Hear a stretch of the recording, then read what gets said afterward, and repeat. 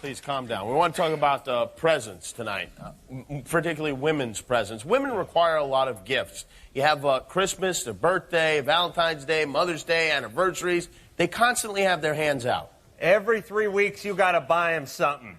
And you got to get them the flowers, too, in addition to the gift. Flowers have become almost a side item. Be like going out to dinner and paying $65 for the parsley.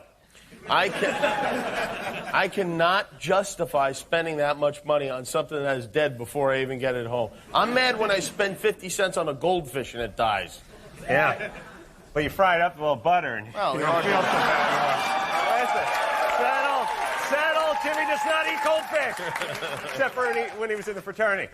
But that's the whole point. Women, they don't even like flowers. They just like to watch you waste money. It's not about what they get. It's about how much pain it causes you to get it for them. Hey, guys, we don't think that way. We're not maniacal. We're practical. We're about the bottom line. Listen, if I want to drill, I want my girlfriend to get it for me. I don't care if she buys it or whittles it out of soap or fishes it out of the Goodwill box. I just want the drill. As a matter of fact, if she steals it, better. Free drill. Oh, Valentine's Day it's a horrible day for me. One Valentine's Day, I bought a dozen roses. It cost me around $80, and I was sick about it. And on the way home, I drove by a house that had a whole garden full of roses. And I got home and I asked my wife, what if we plant some roses, and then on the holidays, I'll cut them and give them to you. Save us a lot of money. No way. Why? They're still roses. Are you nuts? Yeah, that's because no matter what they say, it has nothing to do with liking flowers and everything to do with making you suffer.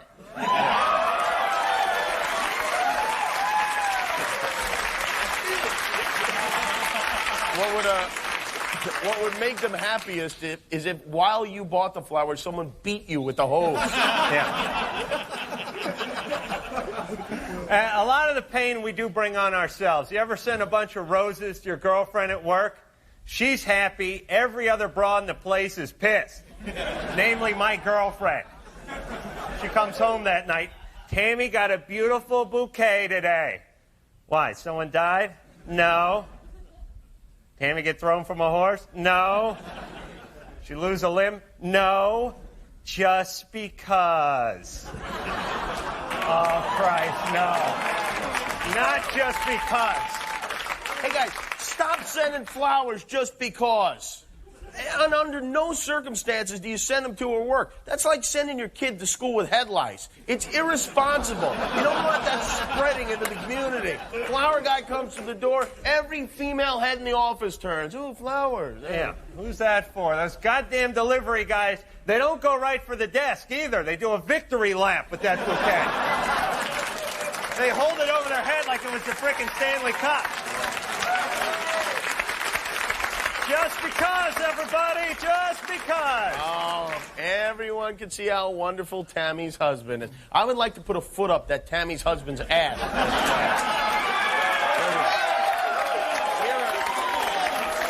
Let me settle it. Here are the only reasons to send flowers. Thanks for the threesome. Oops. oops, I gave you crabs, and sorry I attacked your mom with a corkscrew. That is it.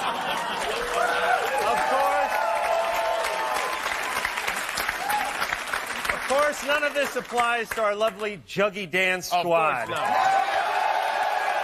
You can have all the flowers they want. Oh, you love the Juggies. We know it. That's why I want to take a closer look at the lovely Angelique right now in a feature we call Get to Know Your Juggies.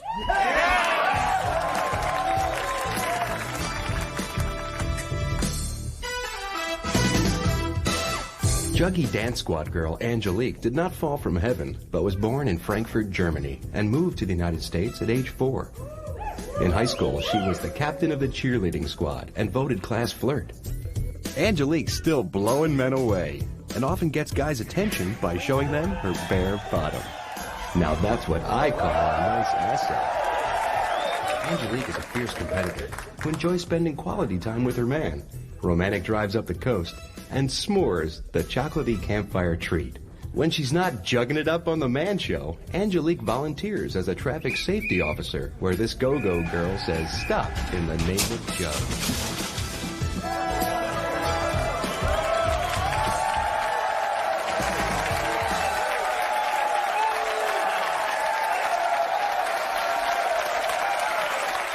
Well, there she is in the flesh. Angelique, everybody. Juggies, make us glad we're men.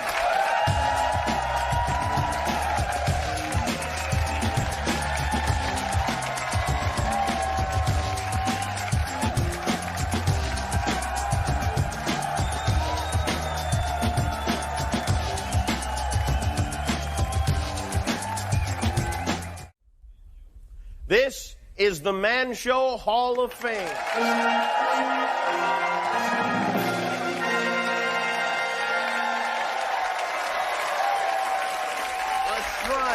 Built to honor the great men of our time, men whose excellence inspires us. And tonight, our spotlight shines somewhat ironically on a man from the least manly of all countries, France. But this Frenchman was not your typical goose-necked, wine-sipping, cracker-licking cheese nibbler. He was different. His massive head was too big for any beret. His powerful wrists equal in size to those of an adult male lowland gorilla. His family knew him as André René Rozanoff, but the rest of the planet knew him as André the Giant. Yes.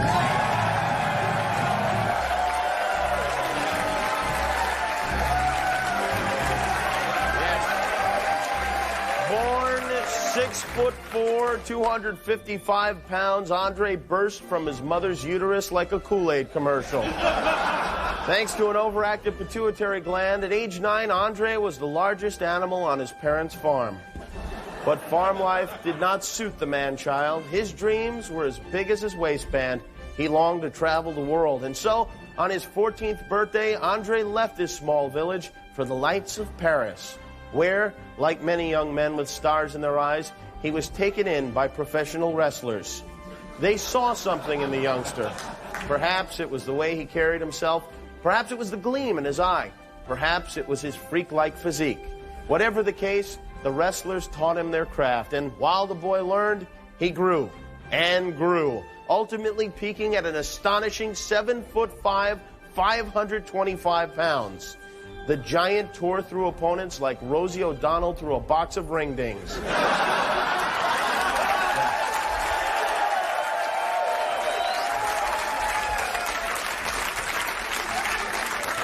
I understand she's a hell of a wrestler, too.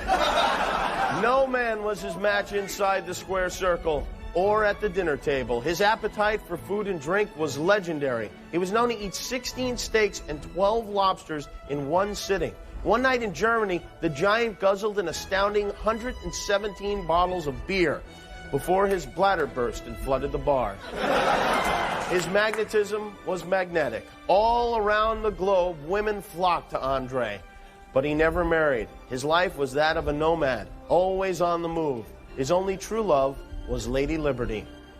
And I'm not speaking metaphorically. He actually dated the Statue of Liberty. There's their prom photo.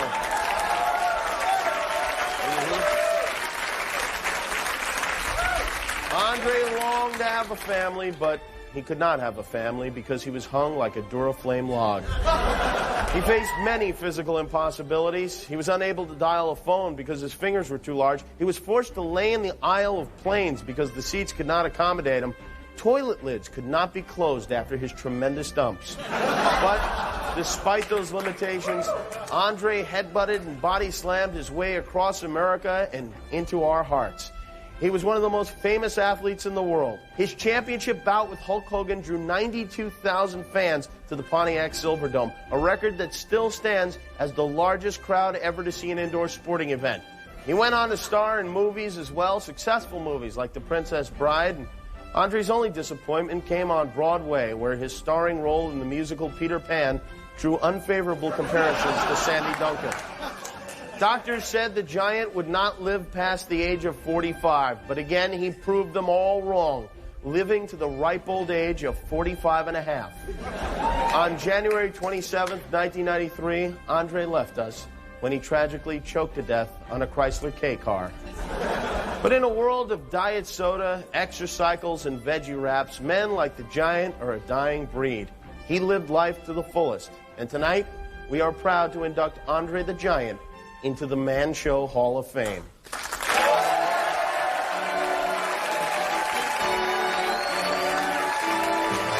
Accepting for Andre the Giant, his cousin, Andre the Midget.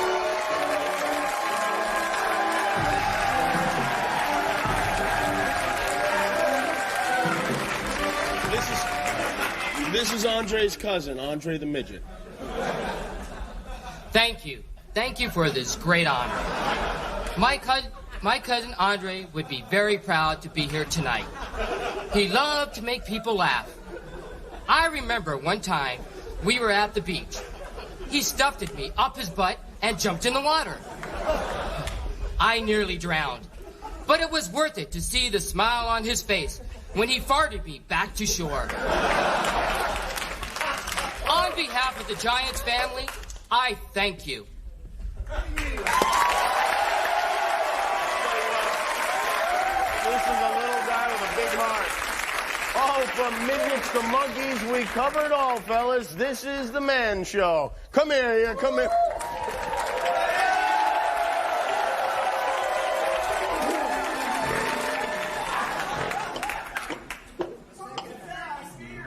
Hey, Charlie, want to hear a good Polish joke? Listen, Ray, I'm Polish. You don't say. Not only that, the Trojanowskis are Polish. Is that right? Yeah, and the bouncer's Polish, too. So you still want to tell the joke? Nah, I don't want to have to explain it 3 times.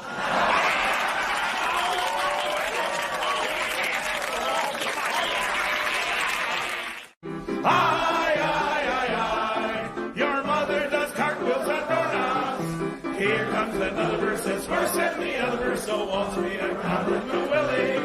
There once was a man from Boston. Drove a little red Datsun. There was room for his ass and a gallon of gas, but his balls hung out and he lost them.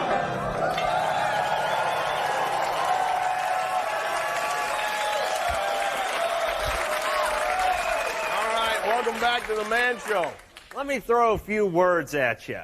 Marsala, Parmesan, Scallopini. What do all these words have in common? That's right, veal. Delicious, milk-fed veal. Now, we've all heard the protests about the veal. They raise them in those little boxes, blah, blah, blah, blah, blah. But is being a veal calf really so bad? I decided to visit a farm and find out for myself. Here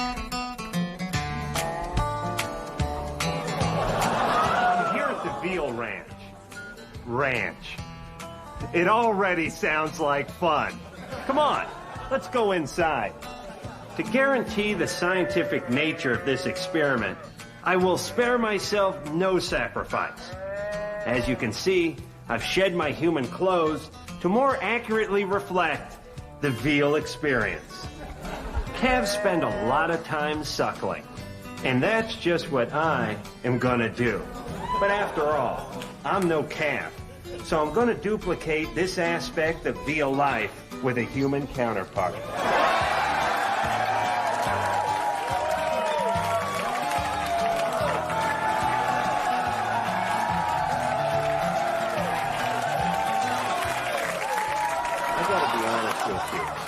that was not that bad. Now, this is what a lot of the sob sisters object to. The tight, confining boxes with a small hole for the head. But I gotta tell you, I have never been more comfortable in my entire life. It's like my own little bachelor pad with hay in it. Ugh. And it offers great neck support as well.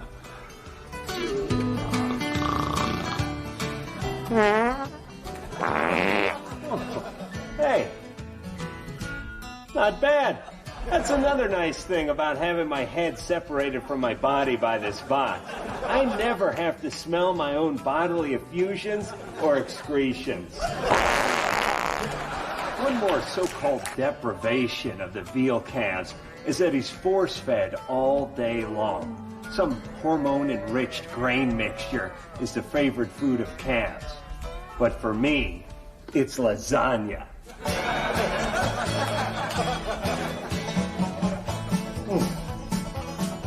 And it's no secret, I like my pie.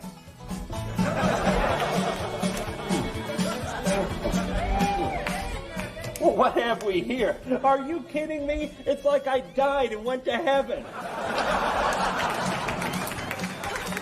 Man, I wish I could spend the full 6 months in that force-feeding box the way those lucky veal calves do. But hey, I gotta work for a living. Lousy parasites. So in conclusion, I found the life of a veal calf to be pretty darn good. And on top of all that, they bring us so much pleasure. Veal Parmesan, honey? Mm-hmm.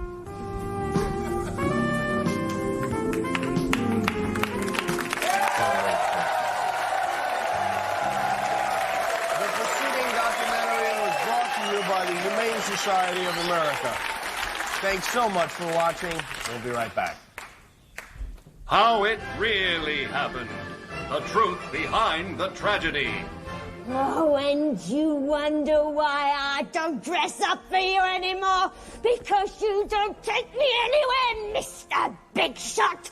What about me? What about my needs? What about the theater? Would it kill you to take your wife to the theater? Fine, fine, whatever you want. We'll go to the theater. Just shut up. And that's how it really happened.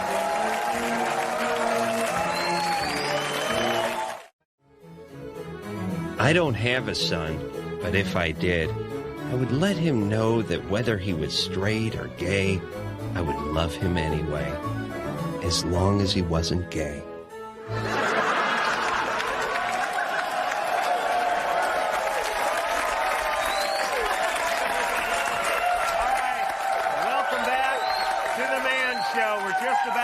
Time. Simmer down, fellas, because I want to show you something. Actually, Fox, step up here, would you?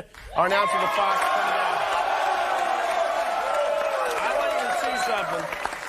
Something that really, I think, inspired me personally as a college student. And Fox, let me take your jacket, throw that to the ladies. Okay. You know? The Fox is going to get naked now. If everybody could chant together, on your head, on your head.